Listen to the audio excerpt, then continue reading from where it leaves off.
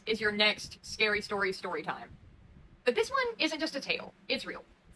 In 1992, 17-year-old Byron Eric Page walked to a bus stop in Los Angeles. He was never seen again. No camera footage, no confirmed sightings, no answer, still more than 30 years later. The day before he disappeared, Byron was reportedly riding around LA with his mom, practicing for his driver's test. I mean, he had just come back from a ski trip. He still had money saved left over from that, and college acceptance letters waiting for him at home. More than one. He was a writer, he was a soccer player, an honor student.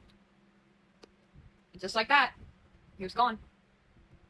On the morning of January 29th, he told a friend that he was going to go visit a music warehouse, supposedly in West Hollywood, some people say north, about 20 miles from home. He ultimately walked to his usual bus stop, but the bus driver doesn't ever remember picking him up. Of course, that's whenever they did ask. And no one at the warehouse remembered seeing him there either, even though he was supposedly a regular.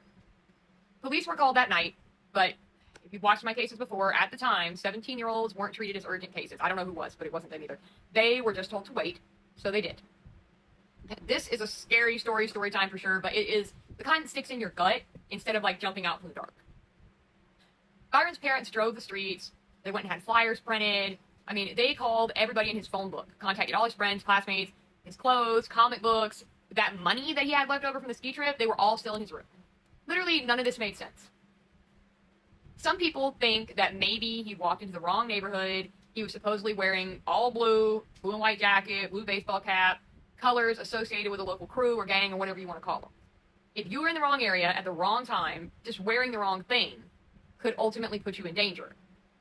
And others think it wasn't local trouble though, but something even deeper. The early 90s in LA were known for like massive corruption in the police department. Byron may have seen something or someone that he was never supposed to. It took over a decade for his name to even be entered into the National Missing Persons databases. I mean, that didn't happen until a CNN journalist asked about the case in like the mid-2000s. His profile finally went up on NamUs more than 10 years too late.